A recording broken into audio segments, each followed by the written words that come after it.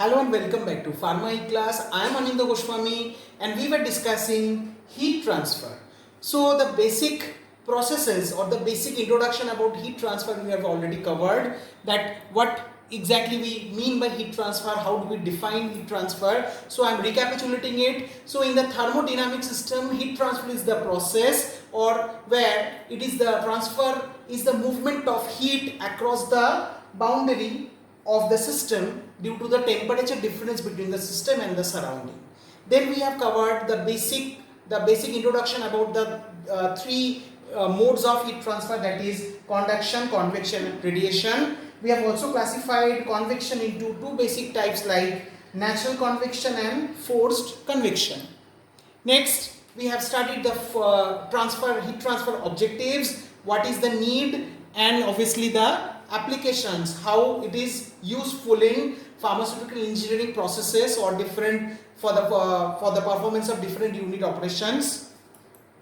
Next, we had started with the mechanics, that is the details about the theoretical aspects of the conduction, convection, and subsequently we had come to the black body. Yes, black body we have covered as a part of the radiation one. So we have given the examples of industrial examples like the inside of a furnace at completely uniform temperature viewed through a small opening is or can be designated as a black body. The interior of the furnace and all objects within the furnace can also be considered as a black body. Now, as a part of the radiation, normally hot bodies they are emitting radiation, or normally hot bodies emit radiation.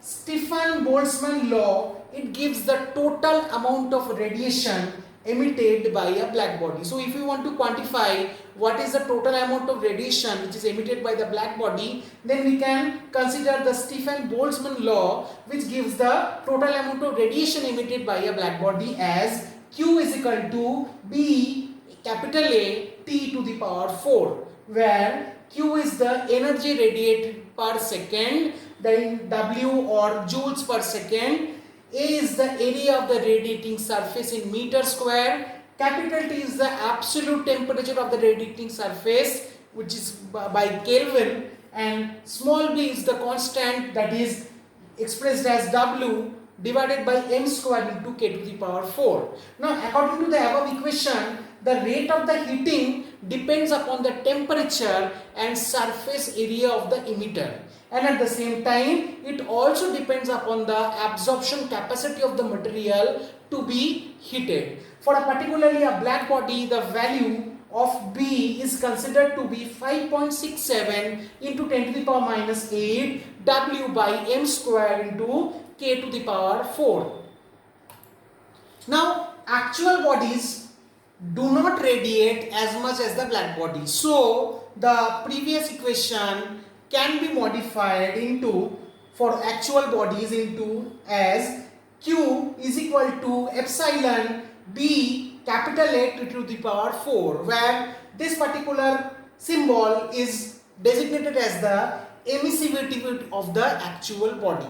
Now what is emissivity? Now emissivity may be expressed as the same temperature as emissivity is equal to the energy which is emitted by the actual body divided by the energy emitted by the black body. So this emissivity or emissivity factor is also taken as a part of the radiation, or as a part of the when we want to quantify the radiation generated by the black body, then we have to check this factor also, this emissivity factor, which is the energy emitted by the actual body divided by the energy emitted by the black body.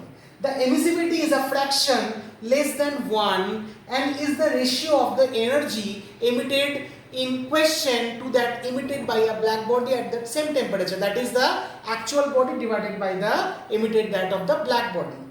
And it can also be shown that the absorptivity of the given substance at a particular or a given temperature and its emissivity at the same temperature must be equal, that is epsilon is equal to the absorptivity or alpha. This is considered as absorptivity, where alpha is designated with as absorptivity. Now since the emissivity value of a black body is considered as 1, then the alpha or the absorptivity of the black body will also be equal to 1. Therefore, the black body absorbs all radiation falling on it, and this is designated as an important property of the black body. Come to another type of example of radiation, that is grey body. Now, grey body can be defined as the body whose absorptivity is constant at all wavelengths of radiation at a given temperature. We consider a small cold body with a surface area A and temperature of T2, that is completely surrounded by a hot black body at maybe a temperature 1. Then the amount of heat transferred in such a process can be explained by Stephen's law, that is Q is equal to B capital A T1 to the power 4 minus T2 to the power 4, and this gives the equation or the quantification of the radiation emitted by a grey body. Now, let us come to, after the radiation mathematics, let us come to the conduction mathematics, because we have to discuss in details about the conduction process as well as the convection processes. First, let us come with conduction. Now, the thermal conduction is the transfer of heat or internal energy by microscopic collision of particles and movement of electrons within a body. The basic law of heat transfer by conduction is particularly given in the form of the rate equation, that is, rate can be determined as the driving force divided by the resistance provided. Now, driving force, what is the driving force? Driving force is the temperature drop across the solid surfaces, and the greater is the temperature drop, the greater will definitely be the rate of the heat flow. The flow of the heat will also depend on conductivity of the material through which it is flowing. For example, conduction of heat is quite faster through an iron rod even than through a wooden log. This factor is represented by the term resistance, and which can be quantifiedly explained or properly explained, quantitatively explained by Fourier's law. So with the conduction mathematics, obviously Fourier's law is definitely attached. So resistance can be given as the thickness of the surface in meters divided by the proportionality constant into the area of the surface, or in other words, capital L divided by Km into A. This equation for resistance is obtained from the Fourier's law only. Now come to the details of the Fourier's law. What does it state? Now, Fourier's law basically states about the conduction of heat transfer through metal wall. Now, Fourier's law states that the rate of the heat flow through a uniform material is proportional to the area and temperature drop, and is inversely proportional to the length of the path of the flow.